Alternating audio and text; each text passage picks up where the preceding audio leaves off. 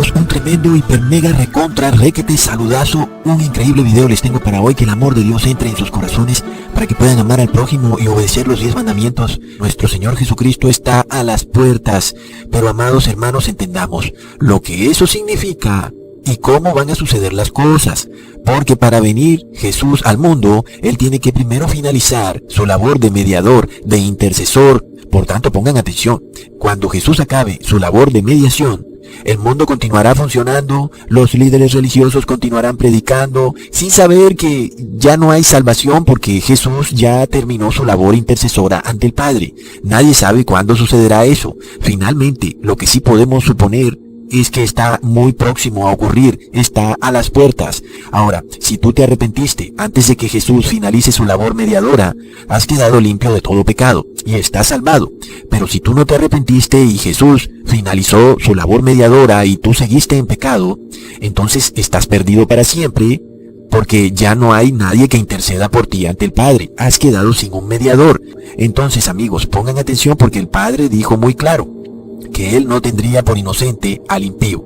Es decir, que si tus pecados no son expiados, finalmente, así tú ya después quieras de alguna manera arrepentirte, no será posible. Y muchos se enfocan en la segunda venida de Jesús. Pero, ¿de qué te sirve estar mirando tantas señales de su segunda venida si finalmente no entiendes que tienes que arrepentirte, porque en cualquier momento vas a quedar sin intercesor? Entonces, no necesitamos estar viendo señales para saber cuándo viene Jesús, porque el problema es que antes de eso Jesús va a acabar su labor mediadora ante el Padre. Es claro que esto va a suceder muy pronto, antes de que Jesús venga. Y ahí es donde viene un tremendo problema, pero les tengo una buena noticia. Esto estaba profetizado en la Biblia. Pongan atención, amigos. El niño Jesús de repente parece haberse perdido de los brazos de sus padres. María y Jesús se dan cuenta que el niño no aparece y salen a buscarlo. Y resulta que la ansiedad se apodera de los padres, lo buscan incesantemente hasta que lo encuentran. Leamos en Lucas, capítulo 2, versículo 43. Al regresar ellos, acabada la fiesta, se quedó el niño Jesús en Jerusalén, sin que lo supiesen José y su madre, y pensando que estaba entre la compañía, anduvieron camino de un día y le buscaban entre los parientes y los conocidos. Pero como no le hallaron, volvieron a Jerusalén buscándole. Y aconteció que 3 días después le hallaron en el templo, sentado en medio de los doctores de la ley, oyéndoles y preguntándoles. Y todos los que le oían se maravillaban de su gran inteligencia y de sus respuestas. Cuando le vieron, se sorprendieron y le dijo su madre: Hijo, ¿por qué nos has hecho así? He aquí tu padre y yo te hemos buscado con angustia.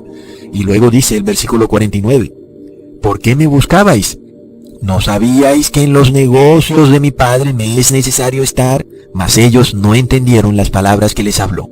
Asimismo, el mundo aún no entiende esta palabra, pero ahora es revelada a ustedes. Jesús fue encontrado al tercer día. Y recordemos, amigos, en la Biblia, un día son como 1000 años. Leamos 2 de Pedro, capítulo 3, versículo 8. Mas, oh amados, no ignoréis esto, que para con el Señor un día es como 1000 años y 1000 años como un día. Amigos, al cumplirse el tercer día, el niño Jesús responde: ¿No sabéis que en los negocios de mi Padre me es necesario estar? Quiere decir esto, amigos, que Jesús permanecerá intercediendo por el mundo durante 3 días en los negocios de su Padre. Y justo en el tercer día vendrá Jesús. Amigos, Jesús entró en los negocios de su Padre en el año 31 después de Cristo, cuando fue colgado en un madero. Y si le sumamos los 2 días, es decir, 2000 años, el tercer día se viene a cumplir en el año 2031. Por lo cual durante 3 días estará Jesús en los negocios de su Padre, es decir, en su labor intercesora. Amigos, esta es la labor de salvar al mundo en el templo celestial, cualquiera que se quiera arrepentir.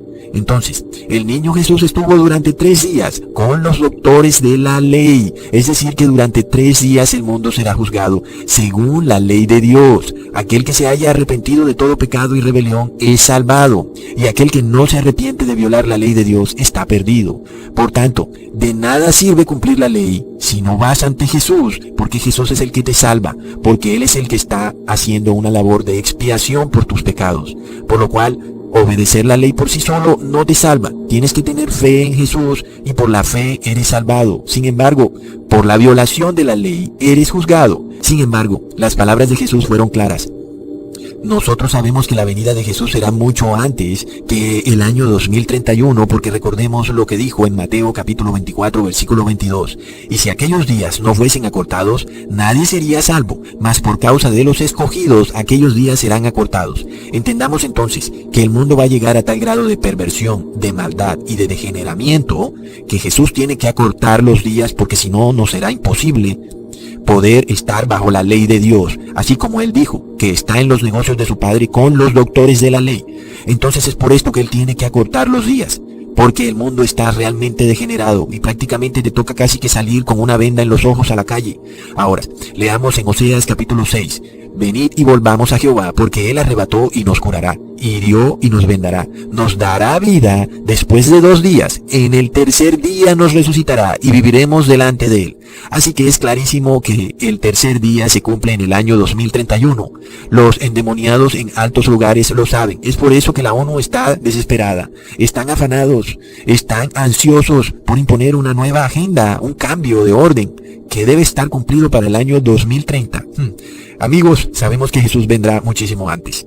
Y para que no te confundas, porque Oseas dice que después de 2 días viene Jesús, Él no ha contradicho nada, porque Él, aunque dice después de 2 días, luego aclara al tercer día, seremos resucitados. Así que amigos, pongan atención, así como Jesús murió y resucitó en 3 días, asimismo la humanidad solamente tendrá mediador durante 3 días. Y luego Jesús dirá, el tiempo se ha cumplido. Jesús murió y resucitó en 3 días. Asimismo la humanidad tendrá mediador solo por 3 días. Leamos en Marcos capítulo 15 versículo 29.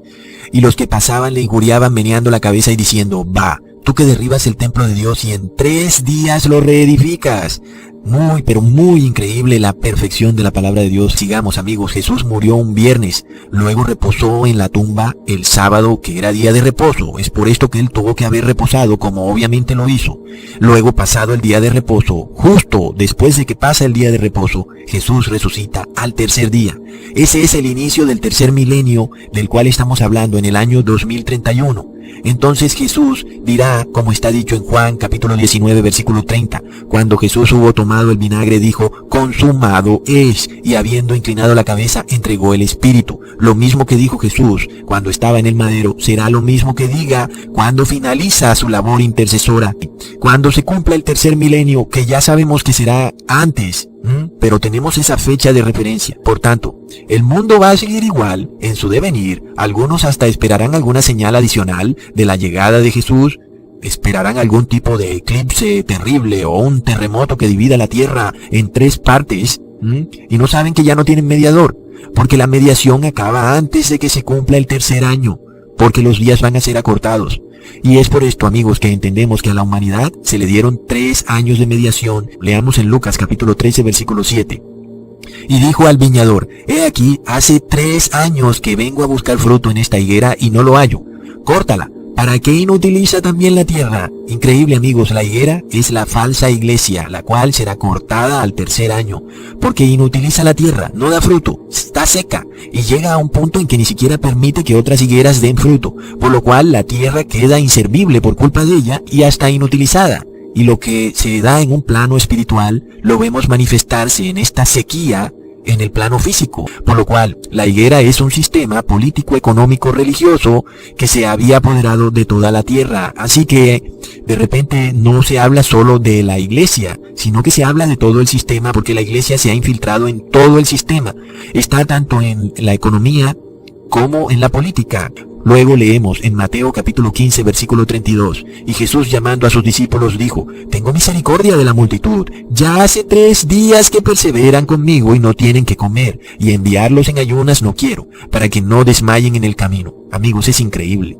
Esta multitud persevera con Cristo en oración durante 3 días. Esta multitud representa toda la descendencia de Abraham y la descendencia de Jacob, que son ahora como las estrellas del firmamento. Y son los que están hambrientos y sedientos, pero ya no hablamos de un hambre y sed física, sino de hambre y sed de justicia, Jesús viene a darles justicia.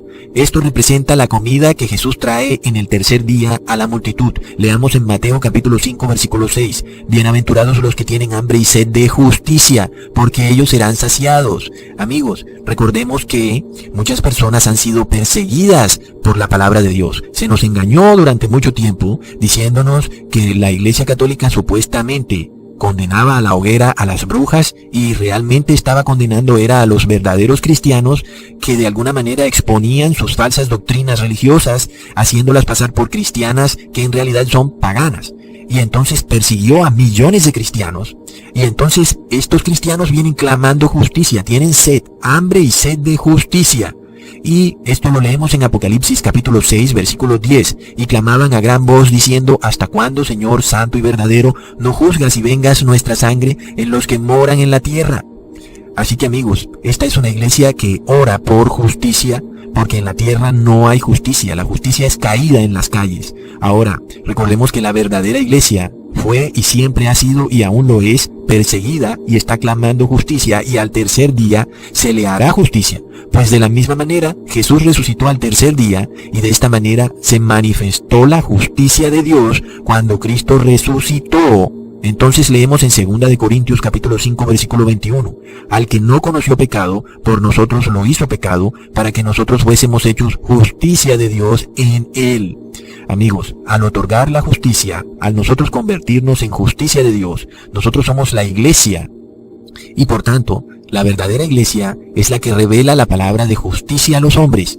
Y este es un trabajo que debe hacerlo la verdadera iglesia, para traer salvación a los hombres, declarando la justicia de Dios que es por Jesucristo, a todo aquel que desee arrepentirse. Y la iglesia representa a una mujer santa y pura. Por esto leemos: otra parábola les dijo: el reino de los cielos es semejante a la levadura que tomó una mujer y escondió en 3 medidas de harina hasta que todo fue leudado. Las 3 medidas de harina son los 3 días.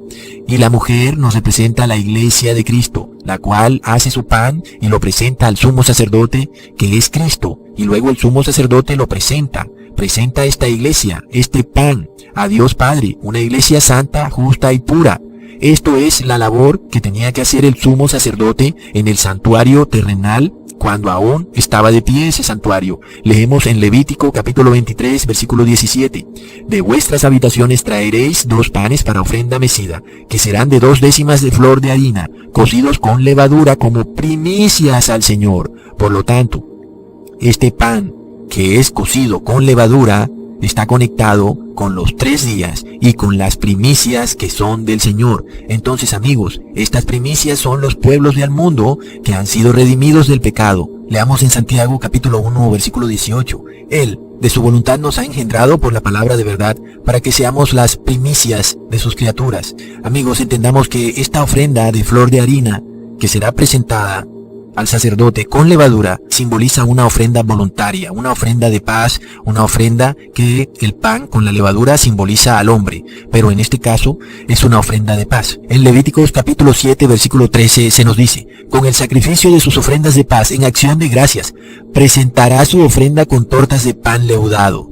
Así que la levadura es la representación en este caso de una ofrenda de paz, de un tiempo de felicidad en el cual el hombre es salvado.